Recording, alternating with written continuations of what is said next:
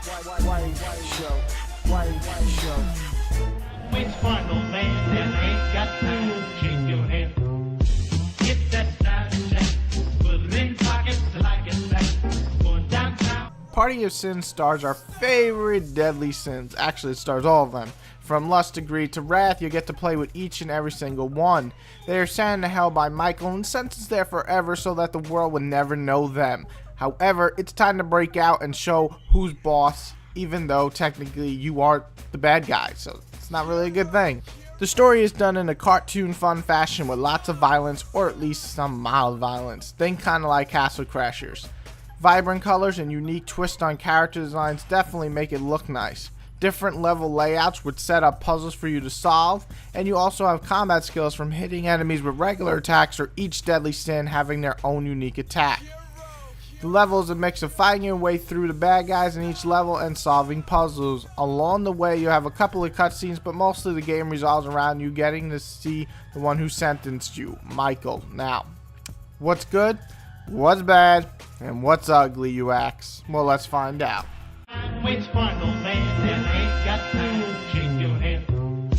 Get that style check, put it in pockets like it's black. Going downtown. Alright, so let's start with the good here. Right off the bat, the game has good design. I love each and every single Deadly Sin design. They all look their part and all feel their part when it comes to the gameplay. Gluttony eats people and gains health from them, and using knives as his main weapon.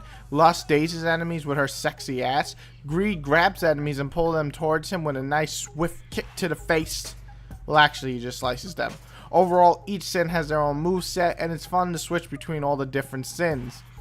The other fun feature is the puzzle solving. Similar to Trine, the game lets you switch between the 7 characters with ease. Upon doing so, you have to get through obstacles by moving certain objects or certain sins, or using certain moves, freezing others, climbing others, and so on to get further into the game. However, further you get into the game, the tougher the puzzles become, and not only for you to figure out, but actually do. It's all about timing and using that big brain of yours to figure out how to get through each and every single level. However, upon figuring out, it's actually pretty fun as heck. You also have an RPG feature that works well enough. Collect green apples throughout the levels. Once collecting a certain amount, you'll be able to upgrade basic moves for each deadly sin, as well as their own special skill. It honestly takes some skill to collect them all, but once you do, your guy becomes pretty badass. Now the bad. The only thing that springs to mind is some odd features with the controls. Sometimes my character would be facing backwards, or climbing up a ladder, gets to the top, yet he falls down for no apparent reason.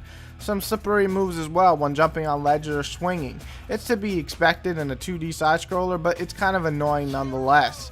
Also, the story starts off interesting, but kind of just dies out the entire freaking game, which I'm not sure why, seeing as it could have been really funny if it tried to add in a few more cutscenes. The list isn't too long. Unfortunately, one of the major ugly things is the length. The game is really going to last you maybe 3 hours, maybe 4, maybe 5. You could beat it even quicker if you find most of the puzzles easy to solve even. The other ugly thing is most of the bosses are just more annoying to fight than they are worth.